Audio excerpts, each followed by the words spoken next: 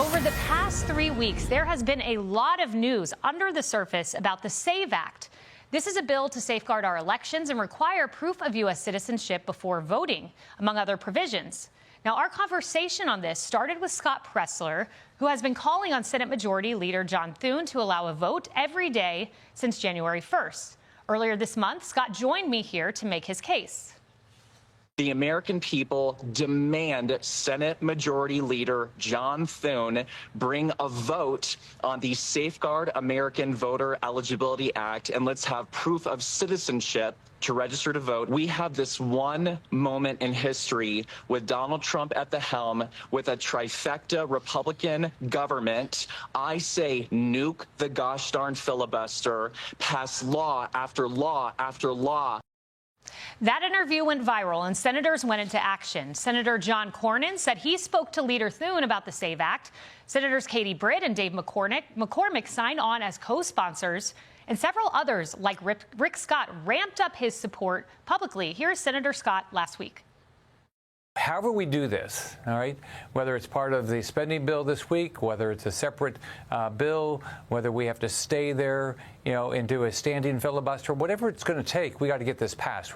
We've got to secure our elections. I can't imagine a Republican senator that would vote against, making sure that you have to have proof of citizenship to register to vote and to vote. Now, how could anybody? I don't know how a Democrat could be against this. Yeah.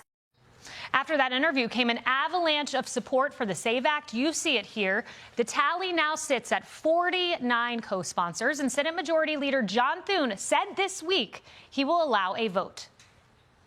They are still modifying the bill. It includes right now a requirement that you be a citizen to register to vote, but it doesn't include a requirement that to vote you be a resident. That's being fixed and addressed, and I think the new bill that comes out hopefully will deal with that. But at some point we'll have that vote.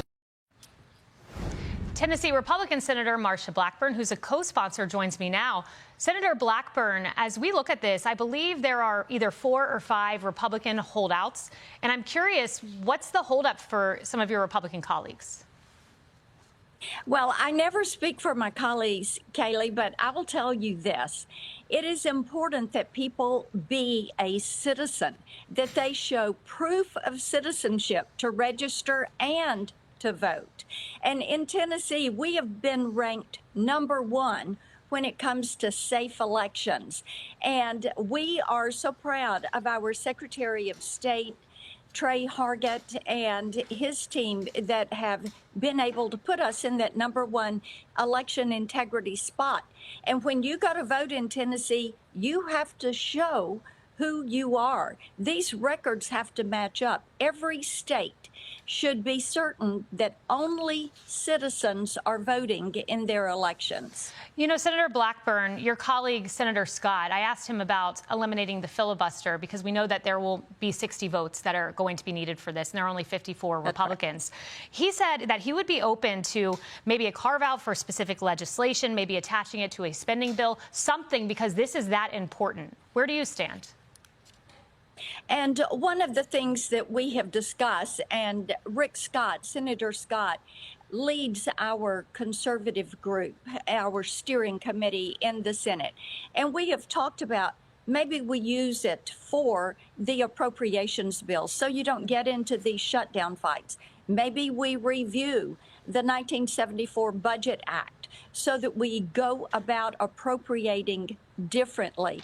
But here is the point. What you want to do is remove the ability of the Democrats to eliminate a filibuster and run roughshod, be able to pack the Supreme Court, be able to add D.C. and Puerto Rico and Guam as states, making certain that we preserve the integrity of our nation's elections and that we don't federalize elections, but it is your state and your local election commissions that are still going to be in charge of these. This is all about preserving who we are and what we are as a country, and that premise of one person, one vote. Yeah, and James Carville has said, hey, if Democrats take power, we are going to eliminate the filibuster and do all of that. You know, Senator Blackburn, I do want to ask you quickly, because we only have a few moments here, but this government shutdown, it seems like it will be resolved come Monday. You guys have done your work in the Senate, and the House seems prepared to do their work. Indeed, and it is so vitally important that in passing these appropriations bills, Kayleigh, we have moved from the Biden COVID era budget to the Trump Republican budget. And for the first time in decades, we're bending the curve for spending. We're bending it down.